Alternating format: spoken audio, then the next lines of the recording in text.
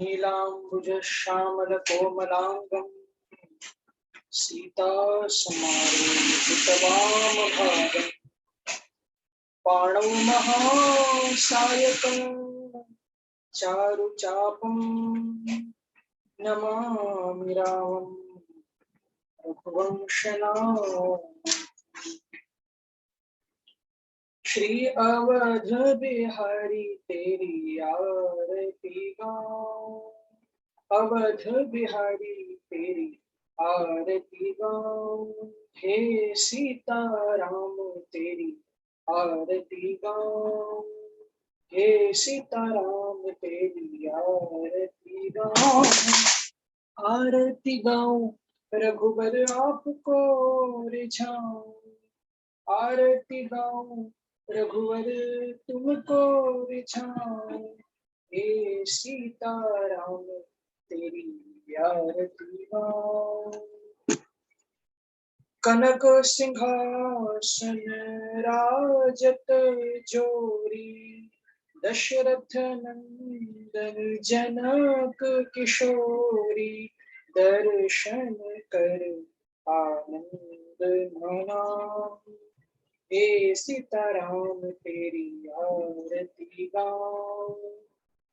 लखन राम सिय शोभा साजे, चरणों में हनुमान विराजे, निरख निरख छवि मन में बसाऊं, हे सीताराम तेरी आरती गाऊं।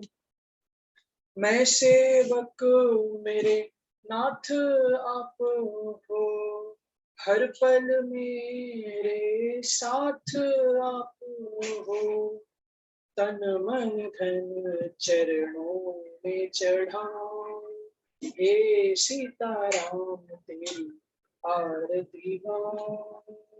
श्री तुलसीदास जी के प्यारे तुम हो, मेरे रघुवर जीवन धन हो, वास सदा चरणों में पाऊं, हे सीताराम तेरी आरती गाऊं, आरती गाऊं रघुवर आपको रिझाऊं, आरती गाऊं रघुवर तुमको मनाऊं, हे सीताराम तेरी आरती गाऊं, हे राजा राम तेरी आरती गाऊं, श्री अवध बिहारी तेरी आरती गाऊं। राजा रामचंद्र भगवान की जय, अवध बिहारी सरकार की जय। जय जय श्री राधे, जय जय श्री राधे, जय जय श्री राधे। गुरु ब्रह्मा गुरु विष्णु गुरुदेवो महेश्वर, गुरु साक्षात् परब्रह्म तस्मै श्री गुरवे नमः। वरहापीडं नटवरवपुः कर्णयो कर्णिकारं, विप्रदवासः कनकपकुशं वैजयन्तीं च मालां, रन्ध्रान् वेणुरधरसुधया पूरयन् गोपवृन्दैः, वृन्दारण्यं स्वपदरमणं प्राविशद्गीतकीर्तिः। गुरवर्थे तत्तराज्यो विचरधनुवनं पद्मपद्भ्यां प्रियायाः, पाणिस्पर्शाक्षमाभ्यां व्रजतपथुरजो यो हरीन्द्रानुजाभ्यां, वैरुप्याच्छूर्पणक्षा प्रियविरहरुषा रोपितप्रो गजन्भो, त्रस्ताब्दिर्बद्धसेतुः खगदवदहनं कौसलेन्द्रो भवान्। आपदामुपहर्तारं दातारं सर्वसम्पदां, लोकाभिरामं श्रीरामं भूयो भूयो नमाम्यहम्। योऽन्तः प्रविश्य मावाचम्वां प्रसुप्तां, सञ्जीवयत्यखिलशक्तिधरः स्वधाम्ना, अन्याश्च हस्तचरणश्रवणत्वगाधीन् प्राणान् नमो भगवते पुरुषाय तुभ्यम्। अतुलितबलधामं हेमशैलाभदेहं, दनुजवनकृशानं ज्ञानिनामग्रगण्यं, सकलगुणनिधानं वानराणामधीशं, रघुपतिप्रियभक्तं वातजातं नमामि। यत्र यत्र रघुनाथकीर्तनं, तत्र तत्र कृतमस्तकाञ्जलिं, बाष्पवारि परिपूर्णलोचनं, मारुतिं नमत राक्षसान्तकम्। मेरी भव बाधा हरो श्री राधा नागर सो, जातन की छाई परे श्याम हरित गति होय। श्री भक्त भक्त भगवंत गुरु चतुर नाम बपुए, इनके पद वंदन किए नाशक विघ्न अनेक। प्रणवो पवन कुमार बल बल पावक ज्ञान घन, जासु हृदय आगार वसहि राम सरचाप धर। राजा रामचंद्र भगवान की जय, अवध बिहारी सरकार की जय। जय जय श्री राधे, जय जय श्री राधे, जय जय श्री राधे। 2 मिनट के लिए अब राम के नाम का थोड़ा कीर्तन करें, फिर आज की कथा में प्रवेश करेंगे। श्री सीता राम जय लक्ष्मण राम, भक्त शिरोमणि श्री हनुमान। जय सीता राम जय लक्ष्मण राम, भक्त शिरोमणि श्री हनुमान। सीता राम जय लक्ष्मण हनुमान, भक्त शिरोमणि श्री हनुमान। श्री सीता राम जय लक्ष्मण राम, भक्त शिरोमणि श्री हनुमान। सीता राम जय लक्ष्मण राम, भक्त शिरोमणि श्री हनुमान। सीता राम जय लक्ष्मण राम, भक्त शिरोमणि श्री हनुमान। सीता राम जय लक्ष्मण राम, भक्त शिरोमणि श्री हनुमान। जय सीता राम जय लक्ष्मण राम, भक्त शिरोमणि श्री हनुमान। सीता राम जय लक्ष्मण राम, भक्त शिरोमणि श्री हनुमान। जय सीता राम जय लक्ष्मण राम, भक्त शिरोमणि श्री हनुमान।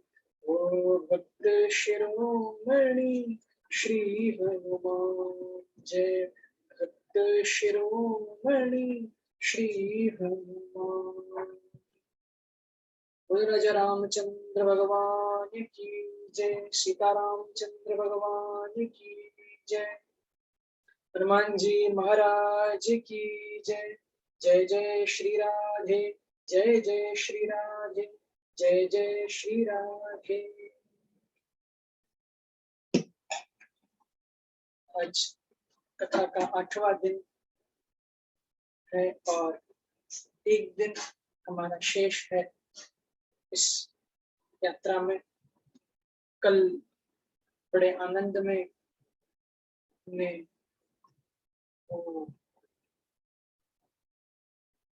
सुना था कि कैसे सुग्रीव जी से, पहले तो कैसे हनुमान जी से भेंट हुई प्रभु की, और हनुमान जी ने फिर सुग्रीव जी से भेंट कराई।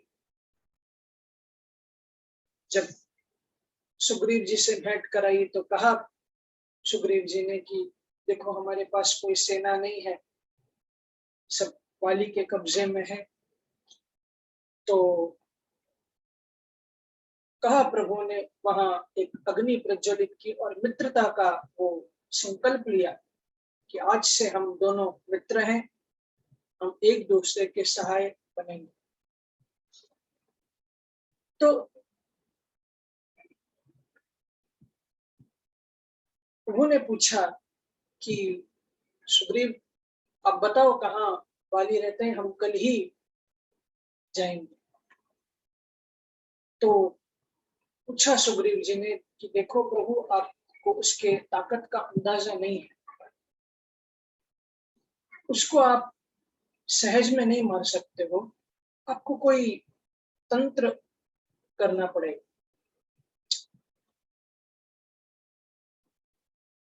तो प्रभु ने कहा कि ठीक है, योजना ऐसे हम बनाएंगे कि तुम सुग्रीव वाली को ललकारो कि आए लड़ने के लिए, तो हम तुरंत, मैं एक पेड़ की आड़ में छुपकर अपने धनुष बाण तैयार रखूंगा, क्योंकि जब चित्रकूट से भगवान पधारे थे पंचवटी में, तो बीच में रास्ते में सुतीक्ष्ण जी मिले थे और अगस्त भी मिले थे, जिन्होंने उनको अनेक अनेक बाण प्रभु को दिया था, अनेक अनेक शक्तियां उस बाण में रख करके प्रभु को दिया था। तो कहा कि मेरे पास अमोघ बाण है, अच्छे शक्तिशाली बाण है, तो मैं एक तीर में वाली को समाप्त कर दूंगा, तुम ललकारो उसे।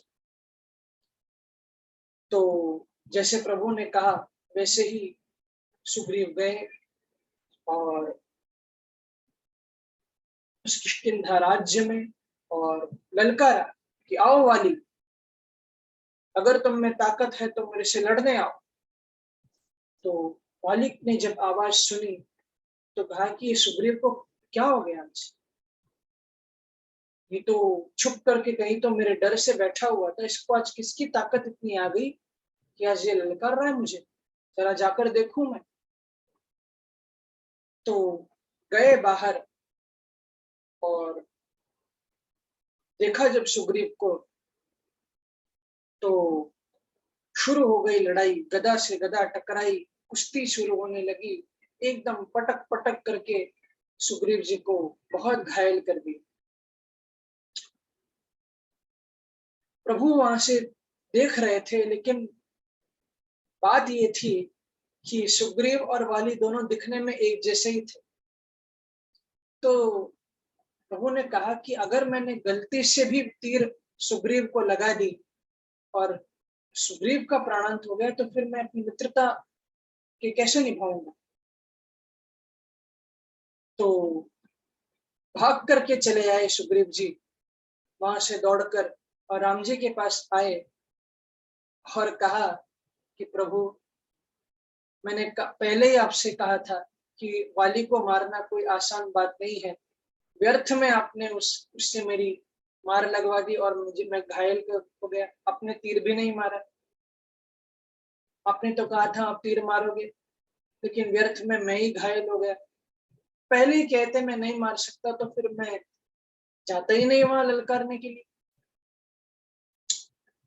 तो प्रभु ने कहा, समझाया सुग्रीव जी को कि देखो सुग्रीव, ऐसी कोई बात नहीं है, मैं कोई डर नहीं गया, लेकिन तुम दोनों भाई एक जैसे लगते हो, मैं अगर गलती से तीर तुम्हारे ऊपर लग गई तो मैं अपने आप कैसे क्षमा करूंगा।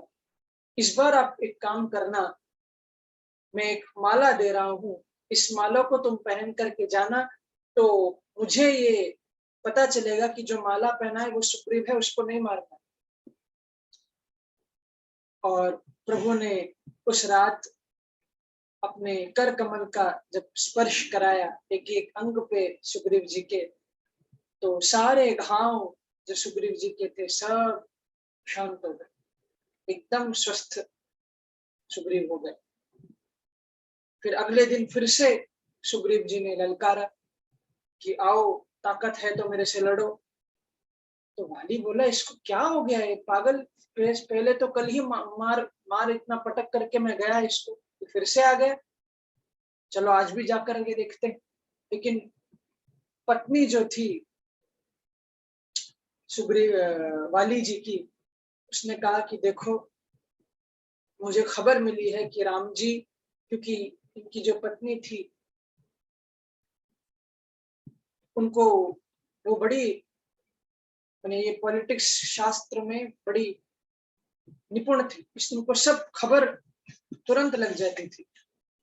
तो इन्होंने कहा कि देखो, मुझे खबर लगी है कि वो राम सुग्रीव जी के साथ है, और अगर तुम जाओगे तो तुम मारे जाओगे, अच्छा है तुम मत जाओ। वाली ने कहा कि ऐसा कुछ नहीं होगा, मेरे पास बहुत दम, मेरे अंदर बड़ी शक्ति है, मैं किसी को भी पराजित कर दूंगा, तुम चिंता मत करो। तो गए शिवाली और फिर से युद्ध प्रारंभ हो गए। अब वो माला सुग्रीव जी के ऊपर थी, तो प्रभु को कोई दिक्कत नहीं हुई। एक बाण छोड़ा है, संधान किया और छोड़ा वाली के ऊपर, और वाली पर बराबर वो तीर लगी और घायल होकर के नीचे गिर गया। जब नीचे गिरा तो प्रभु शाम भागे नहीं, प्रभु चाहते तो वहीं से फिर वापस लौट सकते थे, सुग्रीव जी भी भाग जाते और वाली प्रभु भी भाग जाते, लेकिन भागे नहीं, सामने आए सुग्रीव वाली जी को। और जब देखा प्रभु को तो कहा वाली ने कि मैं बैरी सुग्रीव प्यारा। क्यों प्रभु, आपने ऐसा क्यों किया? आज सुग्रीव प्यारा हो गया और मैं बैरी हो गया तुम्हारे लिए? मैंने तुम्हारा क्या बिगाड़ा था? मैंने तो तुम्हारा कुछ भी नहीं किया। मुझे मालूम है तुम अपनी पत्नी को ढूंढने के लिए आए हो। अरे मुझसे बोल देते, मैं पूरी सेना लगा देता। अरे मैं सेना क्यों लगाता, मैं ही जाकर के उस रावण को मार देता और आपकी पत्नी को मैं छुड़ाकर भेज देता तुम्हारे पास। मेरे पास इतनी शक्ति है। मुझसे आप एक बार बोल देते और मुझसे बैर किया, और सुग्रीव आपको प्यारा हो गया आज कि छुप करके मेरे ऊपर आपने तीर मारा। आपने बड़ा अधर्म का काम किया है। जब प्रभु ने सुना ये बात वाली के मुख से, पूरा सुना वो क्या बोलना चाहता, जब पूरा सुन लिया तब प्रभु ने उत्तर दिया वाली को कि देखो वाली, तुम धर्म और अधर्म की बात मत करो, क्योंकि तुम स्वयं अधर्म में हो। अपने भाई की पत्नी को कब्जा में लेके रखा है तुमने, उससे सारा राज्य तुमने छीन लिया, उसको कहीं का नहीं छोड़ा, और तुम धर्म अधर्म की बात करते हो मेरे से।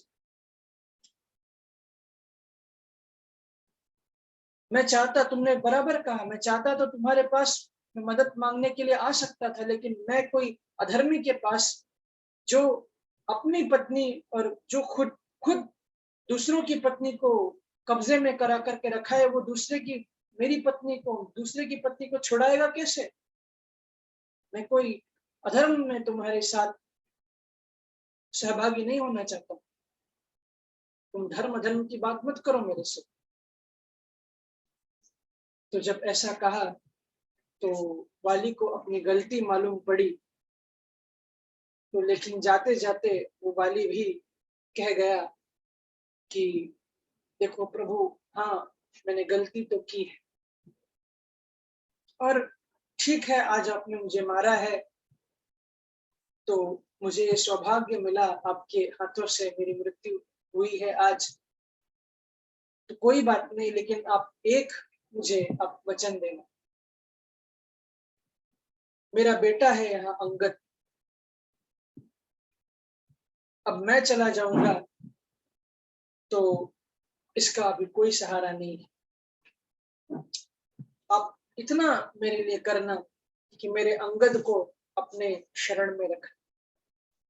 मेरा अंगद आपका बहुत काम आएगा, मेरे अंगद को आप अपने साथ रखना। तो जब ऐसा कहा तो अंगद जी को अपने सेना में शामिल किया प्रभु ने, और जब प्राण छोड़े हैं तो पत्नी थी, उसको सांत्वना दी और अंगद के द्वारा अंतिम संस्कार वाली जी का कराया, और वो राज्य फिर सुग्रीव जी को मिल गया।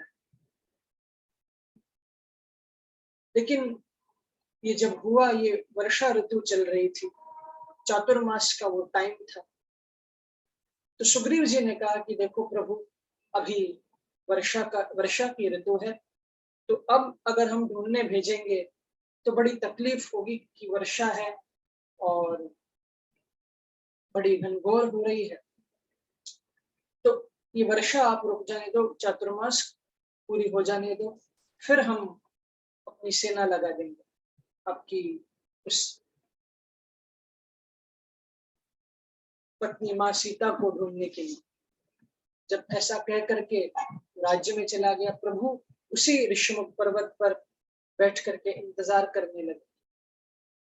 जब बहुत दिन हो गए, महीने पे बीतने लगे, तो सुग्रीव तो उस राज्य के मद में आ गए और वो राज्य भोगने भोगने भोगने में इतने डूब गए कि भूल ही गए कि हमने कोई वचन भी दिया था राम।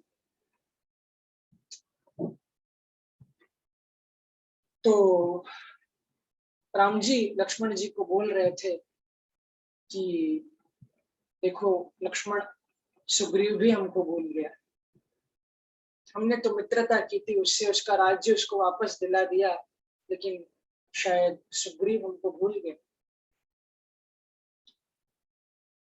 तो गुस्से में लक्ष्मण जी आ गए कि आप कहो प्रभु, मैं अभी जाता हूँ और उसको पूरा मार करके आता हूँ, उसका प्राणांत करके आता हूँ। तो कहा कि नहीं लक्ष्मण, वो कैसा भी हो, लेकिन वो भले मित्रता भूल जाए, लेकिन मैं वो मित्रता नहीं भूला, मैं उसका प्राण नहीं निकालू। तुम ऐसा करना कि भय दिखाए लय आवहूं, क्योंकि तात सखा सुप्रीम।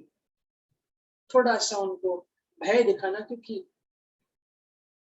कौन ऐसा जन्मा है जो प्रभुता पाई जाहि मद नहीं, जिसके अंदर प्रभुता माने श्रेष्ठता को, श्रेष्ठ वो पद पाकर के जिसके अंदर मद न आया हो, ऐसा कौन। तो ये तो आता ही है।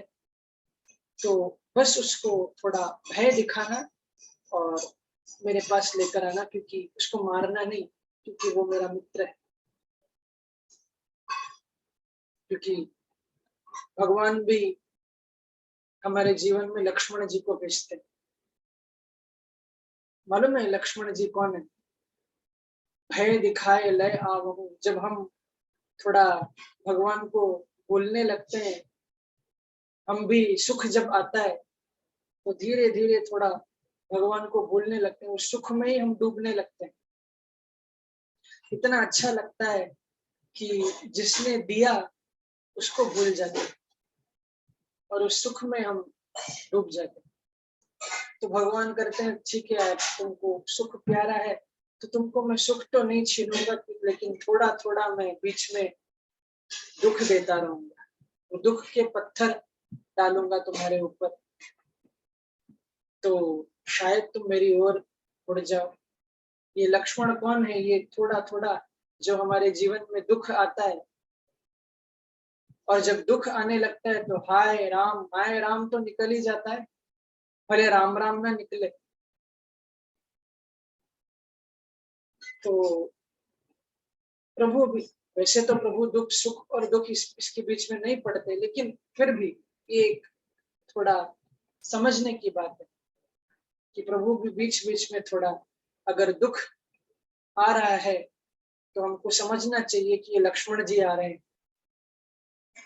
तुरंत प्रभु को पकड़ो, क्योंकि तुम प्रभु को भूल गए, इसलिए दुख आ रहा है।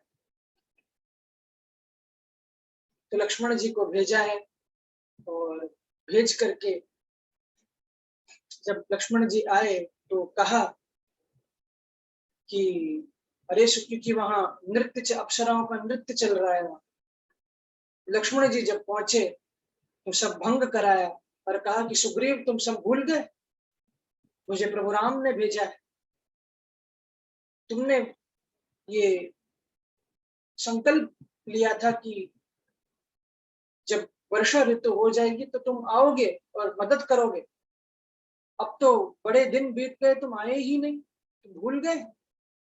तो जब लक्ष्मण जी ने याद दिलाया तो कहा कि हाँ प्रभु मुझे क्षमा करो, मैं उस राज्य के मद में सब भूल गया था। मैं अभी अपनी चारों सेनाओं को बुलाता हूँ, चारों दिशाओं में मैं भेजता हूँ। उस पूरी सेना को एकत्रित किया, प्रभु के सामने लेकर के आए और 4 टुकड़ी बनाई कि एक टुकड़ी पूर्व दिशा की ओर जाएगी, एक पश्चिम दिशा की ओर जाएगी, एक उत्तर दिशा और एक दक्षिण दिशा की ओर जाएगी। तो सब वानर तैयार हुए और प्रभु के पास सुग्रीव जी भी गए और एक एक वानर को प्रभु आप अपना पर्सनली मिल करके प्रभु विदा दे रहे हैं, क्योंकि प्रभु बोले कि ये वानर, इनको क्या चाहिए मेरे से, ये तो ऐसे ही मेरे मदद के लिए आ गए। तो सबसे प्रभु मिल रहे हैं, सबको आशीर्वाद दिया और कहा कि आप पूर्ण विजय पा करके आप लौटे। तो दक्षिण दिशा का की जब टुकड़ी निकली, एक एक दिशा के लिए एक मेन एक गाइड निर्धारित किया हुआ था।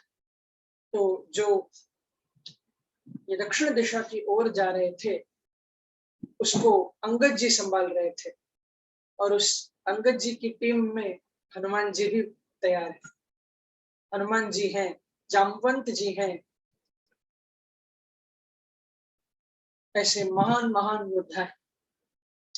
तो जब उनको भेजा है, जब हनुमान जी मिलने के लिए आए प्रभु से, तो मानो प्रभु को मालूम है कि वानर तो सब जा ही रहे हैं, लेकिन मेरा काम तो मेरा हनुमान ही करके आएगा।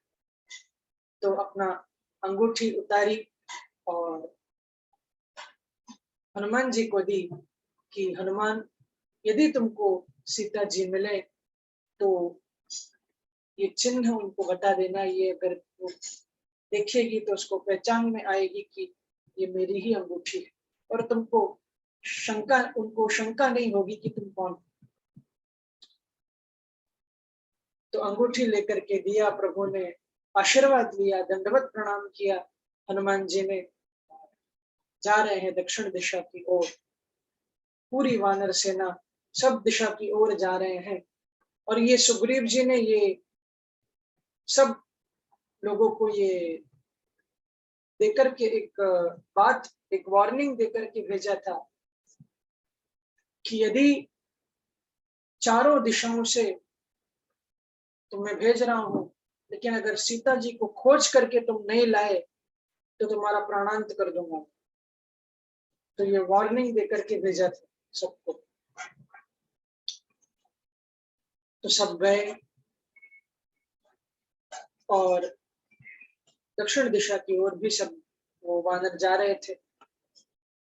बाकी दिशा भी ढूंढ रहे हैं, लेकिन उत्तर पूर्व और पश्चिम में तो कुछ मिला नहीं।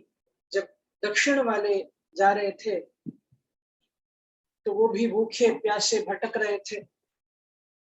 उनको एक गुफा दिखी और जब उस गुफा के अंदर पहुंचे तो वहां देव कन्या वहां थी, उसको मिले और उन्होंने कहा कि आप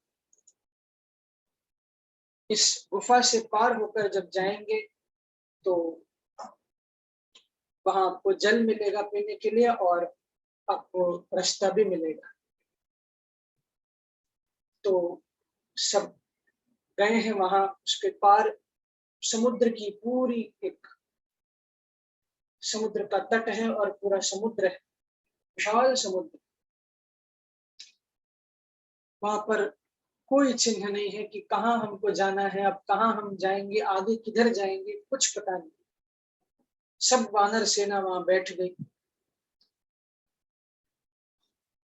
और आपस में बात करने लगी कि अब हम क्या करेंगे।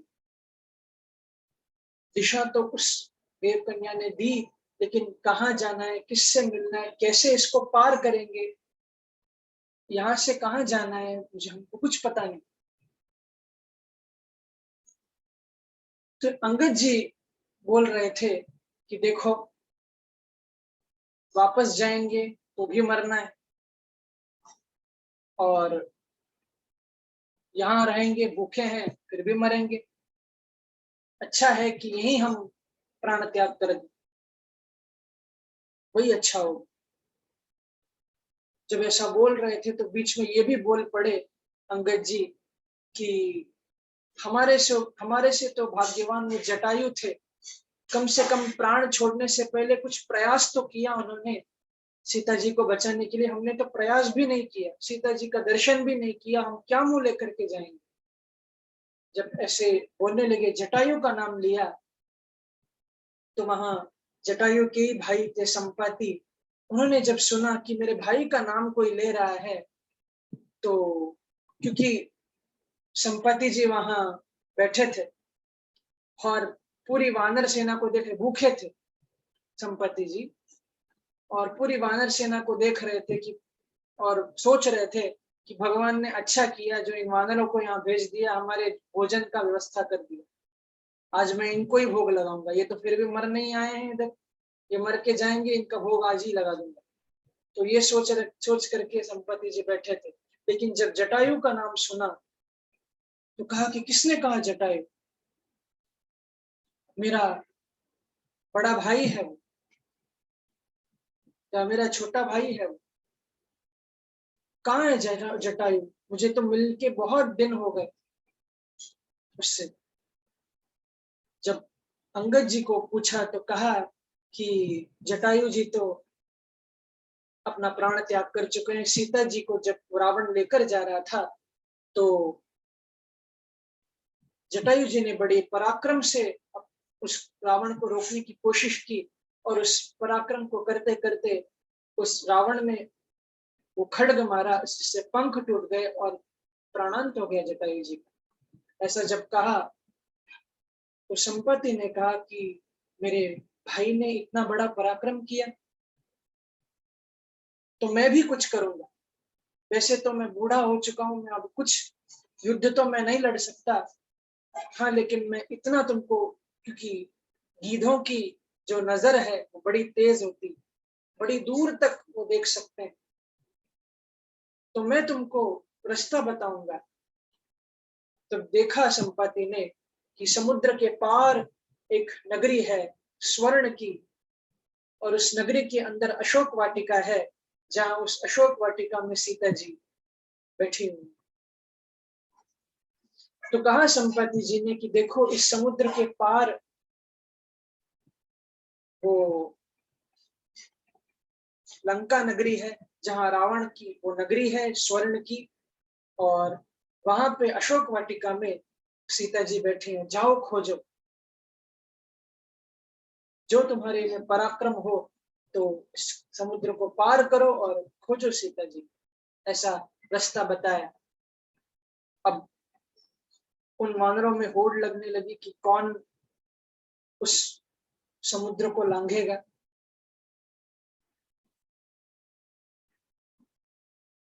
अंगद जी के ऊपर आया तो अंगद जी ने कहा कि देखो मैं समुद्र इस पार से उस पार जा सकता हूँ, मेरे में इतना बल है। तो बड़े खुश हो गए वानर कि अरे वाह, पराक्रम दिखाने वाला आ गया, बड़े खुश हो गए। तो अंगद जी ने कहा रुको, मैंने पूरी बात अभी बताई नहीं है तुमको, मैं पार तो चला जाऊंगा लेकिन वापस आने की शंका है।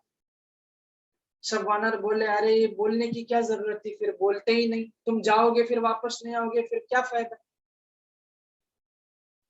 तो अंगद जी ने तो मना कर दिया कि मैं जाऊंगा, कोई फायदा नहीं, कोई बोलता है मैं 100 योजन तक जा सकता हूँ, लेकिन वो तो बड़े लंबे दूर वो रास्ता है, 900 योजन करीब वो समुद्र है, कौन लांघेगा।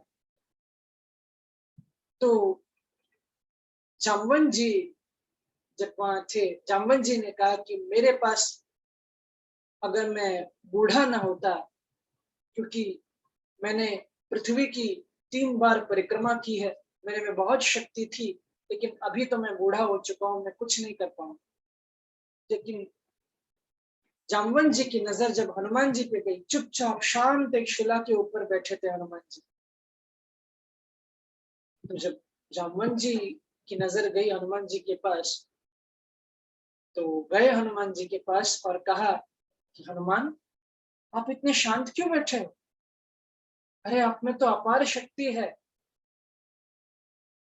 और जब अब शक्ति की बारी आई है दिखाने की, प्रदर्शन करने की, तो आप एकदम शांत एक कोने में जाकर के बैठे हो। अरे उठो। प्रभु जामवन जी ने याद दिलाया हनुमान जी को, देखो आप बचपन में आप बड़े शरारती थे हनुमान जी, संतों की उस, क्योंकि आपको शक्ति, पवन के आप बेटे थे, तो आपको जन्म से ही शक्ति प्रदान थी, आप कहीं भी उड़ करके कुछ भी कर सकते थे। तो उड़ उड़ करके आप संतों की जो यज्ञ थी, तो कुटियाएं थी, उसको आप थोड़ा मजाक मस्ती में आप उनकी यज्ञ में भंग किया करते थे, उनको डिस्टर्ब थोड़ा करते थे। तो उन ऋषियों ने आपको श्राप दे दिया कि आपको जब अपने शक्ति की अत्यंत जरूरत पड़ेगी तब आप अपनी सारी शक्तियों को भूल जाओगे। लेकिन जब ऐसा कहा तो आप एकदम रोने लगे उनके सामने कि हाँ मैंने गलती की, आप क्षमा करो। तो कहा उन ऋषियों ने कि तुमको देख करके हमको बड़ा बुरा लग रहा है, लेकिन श्राप तो वापस नहीं लिया जा सकता, लेकिन हम एक उप श्राप आपको दे रहे हैं कि यदि आपको कोई याद दिला दे कि आपके पास शक्ति है, तो आप फिर से आप इन शक्तियों का स्मरण करने लगोगे। जब जामवन जी ने पूरी वो कथा सुनाई तो एकदम हनुमान जी जोश में आ गए और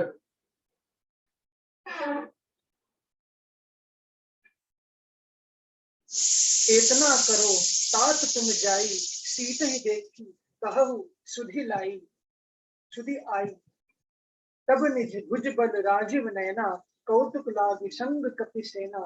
जाओ हनुमान जी, तुम ये काम तुम ही कर सकते हो, सीता जी की सुध लेकर के आओ और राम जी को सुनाओ। जब ऐसा कहा तो हनुमान जी जोश में भर गए और यहाँ से श्री सुंदर कांड शुरू हो रहा है। देखो आगे दो कांड गए हैं, अरण्य कांड और किष्किंधा कांड। अरण्य कांड में काम बहुत हुए लेकिन विचार नहीं किए गए, लेकिन किष्किंधा कांड में काम कुछ नहीं हुआ, विचार ही विचार हुए। सब प्लानिंग हुई किष्किंधा कांड में और लेकिन काम कुछ नहीं हुआ। लेकिन सुंदर कांड ये ऐसा कांड है जिसमें विचार भी हुआ है और काम भी पूरा हुआ। हनुमान जी ने विचार पूर्वक वो काम किया। तो सुंदर कांड यहाँ से शुरू होता है। ध्यान श्लोक श्री गोस्वामी जी कहते हैं कि शांतम शाश्वतम प्रमेय मनघम निर्वाण शांति प्रदम ब्रह्मा शंभु फणीन्द्र सेव्य मनिशम वेदांत वेद्यम विभुम रामाख्यम जगदीश्वरम सुरगुरुम माया मनुष्यम हरिम वंदेहम करुणाकरम रघुवरम भूपाल चूड़ामणि। अपने प्रभु श्री राम को ध्यान किया है तुलसीदास जी ने। फिर